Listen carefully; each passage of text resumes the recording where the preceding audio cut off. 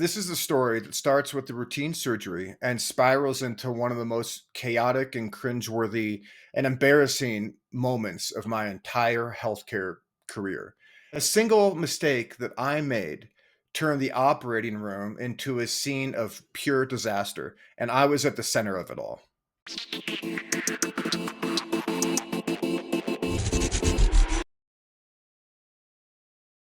So it all started with a routine, fairly big surgery, an above the knee leg amputation.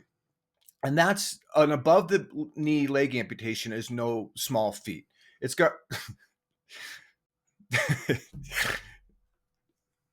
I'm sorry, I got to keep that in. That was just so fucking stupid.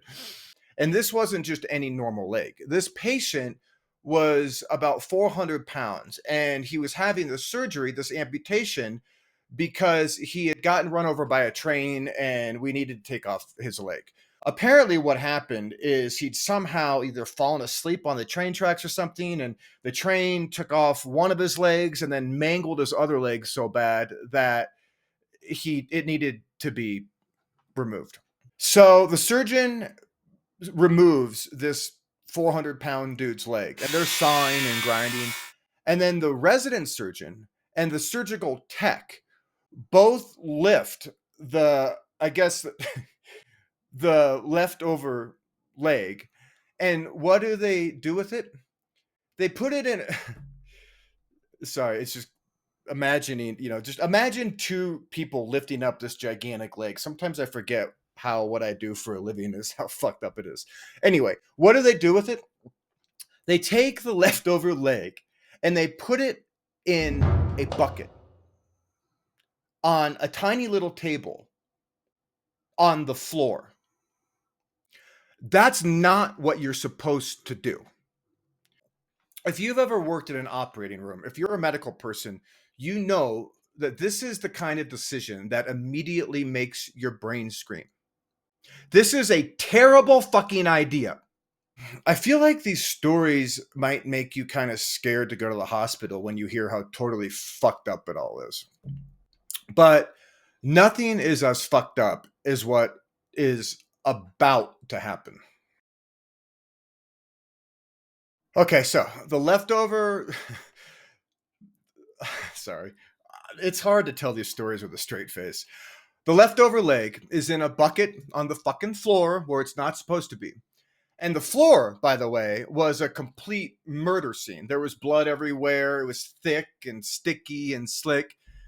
It was like someone decided to turn the OR into like a skating rink of blood.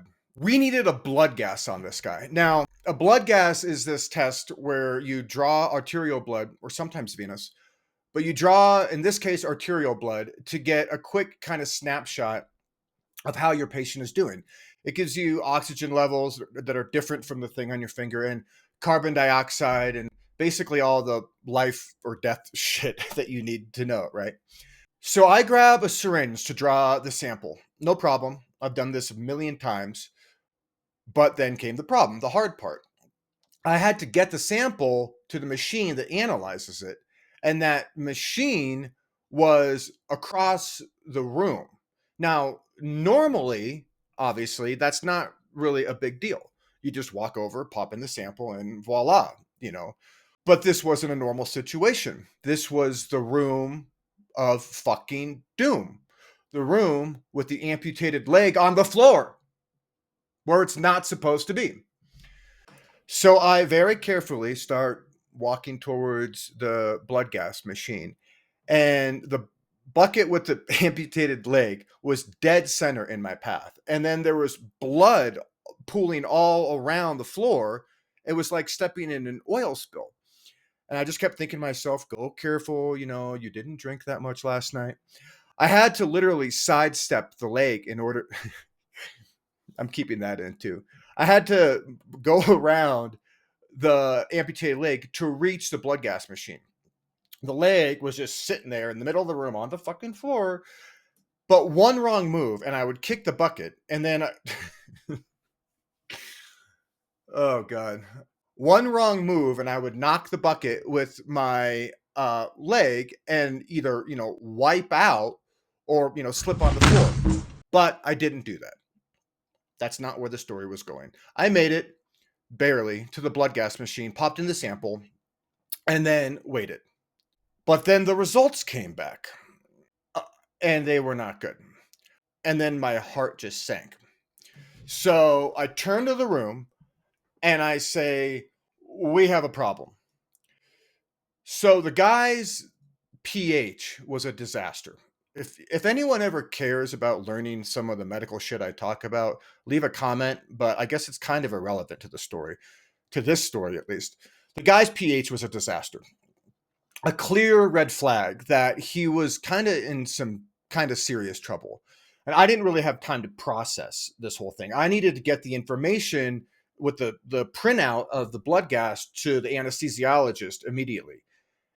And my heart was racing and I started getting nervous. So I turned back towards the surgical team, focusing laser sharp on relaying these results. And in my rush, I completely forgot about the amputated leg in the bucket. And then it happened. My foot clipped the tiny table. I felt it before I saw it. And I stumbled, and then time slowed down. My arms shot out, like instinctively flailing, like I could somehow stop and reverse time itself. But, physics. And so I went down. And as I went down, I grabbed the IV pole and started taking that with me. Connected to the IV pole was the drape that covers the patient. The drape that, keeps patients from getting, massively infected. The entire drape ripped away in one glorious catastrophic motion, like a magician yanking the tablecloth off of a fully set dinner table. Except this time, everything came crashing down. But it gets worse. As the IV pole came crashing down, it somehow got tangled in the patient's Foley catheter, the tube that they stick into your bladder through your penis, if you're a dude, to drain your urine. Now, I don't know what cruel twist of fate decided it was my day to shine, but as I hit the floor with the pole and the drape, the Foley catheter inserted into the guy's penis ripped out. I repeat, ripped out. Cue more blood. Now from this dude's penis. So I'm laying there on the floor, covered in blood, flailing around like a fish, with the patient's damn catheter wrapped around my leg. And, well, at least I still had legs, I guess. So, silver lining. The tension in the room was suffocating. The surgery stopped, and every pair of eyes was just laser focused on me, like I had just set off a grenade in the middle of the OR. No one spoke, no one moved. It was just me sprawled on the floor, blood slick floor, tangled in the patient's catheter that was previously in his penis, with the drape that was supposed to protect him from a massive infection lying all crumpled up in a bloody heap nearby.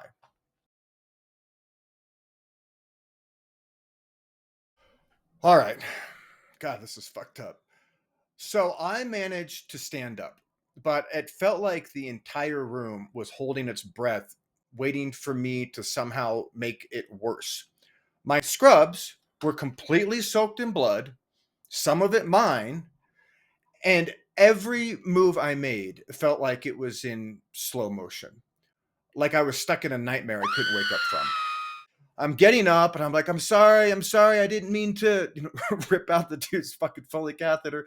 I'm sorry, I'm so sorry. Blood was dripping off of my sleeves, and I stood there just completely mortified and utterly and completely useless.